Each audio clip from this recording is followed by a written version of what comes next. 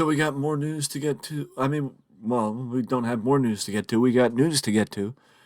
And we're going to start with some simple news as uh WrestleMania. I've said it before and I'll say it again that the plan for WrestleMania predictions is that a little bit down the road, a little bit more down the road, we will discuss my predictions for WrestleMania. I do believe, off the top of my head, I did a WrestleMania predictions video a couple of months ago in either September, not September, December or November.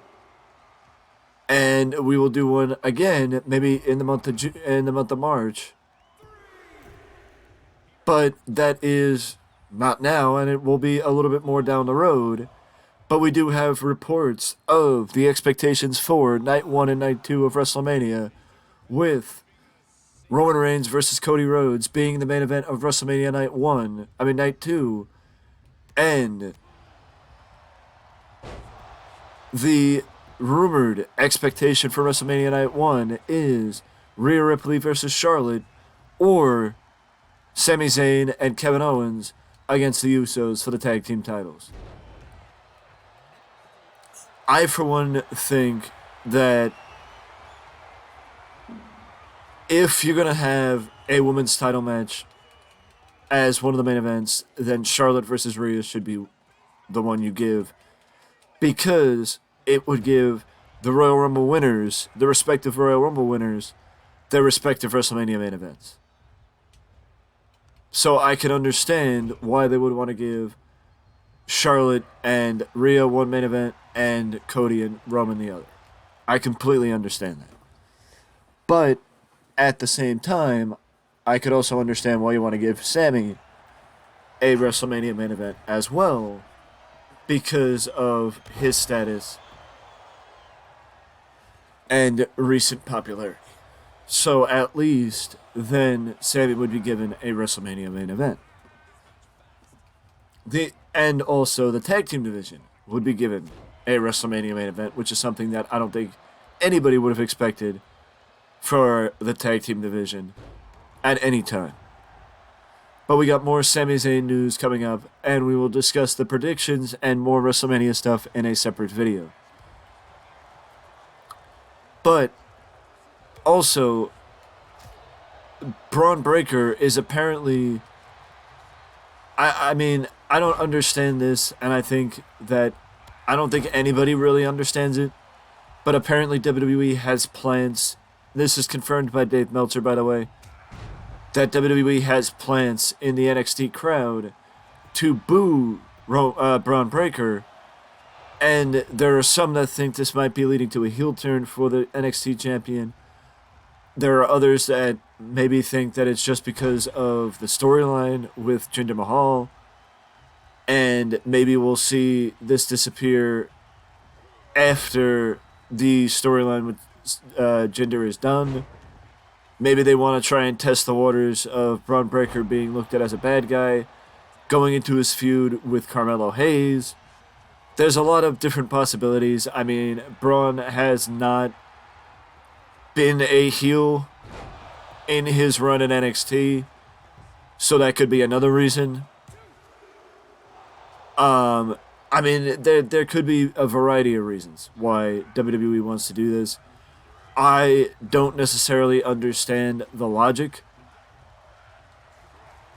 Legitimately, I don't understand the logic of putting plants in the crowd, and why WWE is so highly against organic turns if they come. Like, if the NXT faithful still love Braun Breaker, then why turn him heel? If anything, wait and turn him heel on the main roster, because nobody's going to know. A lot of people ain't going to know him on the main roster to begin with, outside of him being the Steiner brothers' kid. You know, the Rick Steiner's kid. I mean, I'm sure there's going to be people that think he's going to be he's Scott Steiner's kid, but, you know, the point is, nobody's going to know, like, a lot of people ain't going to know him on the main roster, so if you want to turn him heel on the main roster, then turn him heel on the main roster. But as far as turning him heel on NXT, if the people are still cheering him, if the people still love him just as much as they did when he was at the peak of his run, at the peak of his first title reign, then why turn him heel? It doesn't make sense to me. I understand you may just be trying to turn him heel to test the waters, but it doesn't make sense why you would push the idea of him turning heel if there's no need to push the idea of him turning heel. But that's just me.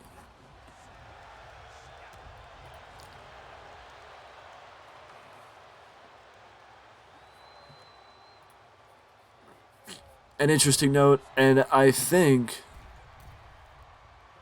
that this might be one of the reasons why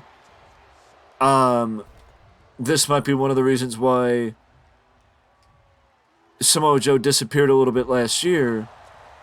Samoa Joe, this is from Fightful. Samoa Joe is not only the king of television, but he's also the voice of King Shark in the new Suicide Squad Kill the Justice League video game.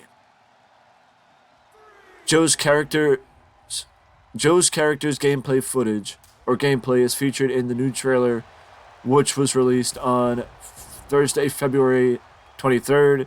His voice can be heard in a few lines of dialogue. King Shark is one of the playable characters alongside Deadshot, Harley Quinn, and Captain Boomerang in the upcoming video game. The Suicide Squad looks to take down the Justice League, which is under the control of Brainiac.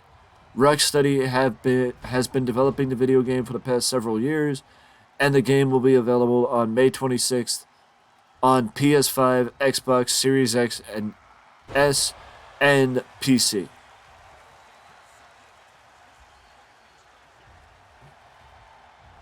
And again, that is from Fightful Select.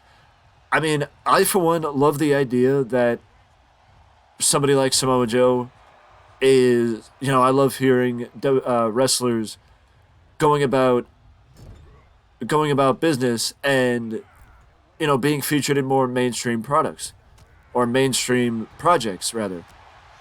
Like Mercedes Moné in the Star Wars show.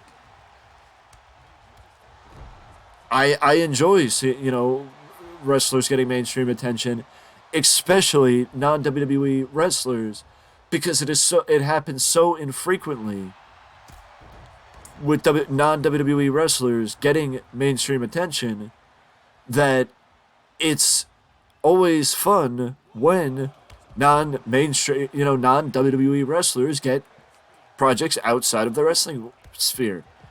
So props to Samoa Joe for getting this project. One note on the WrestleMania card, there are rumors of Brock Lesnar versus Omos. No, Brock Lesnar versus Omos was not the original plan. Whatever the original plan was, it was not to be with Gunther. Even though I do think Gunther and Brock Lesnar could be something that is done in the future, Gunther versus Brock Lesnar is not something that will be done anytime in the anytime soon.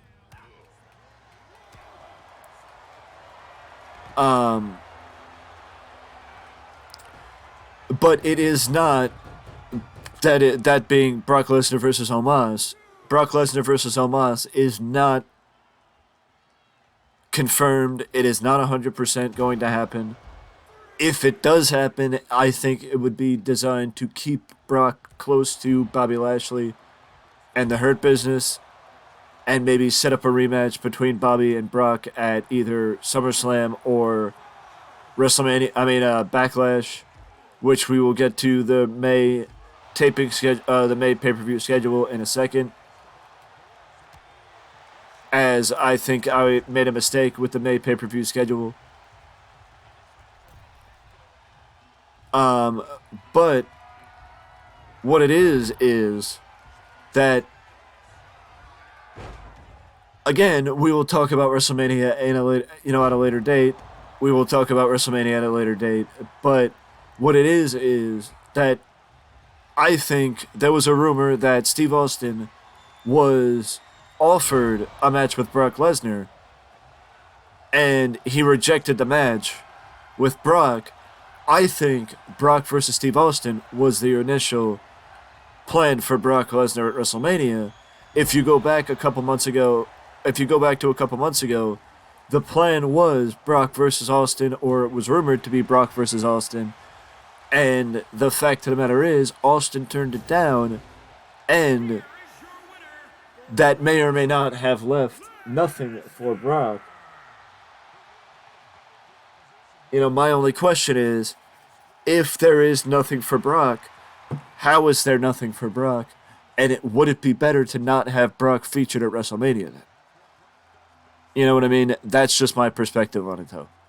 Let me know your thoughts on the let me know your thoughts in the comment section down below. We also have an our normal AEW Rampage preview for tonight, alongside another news video. So I will see you in the next video.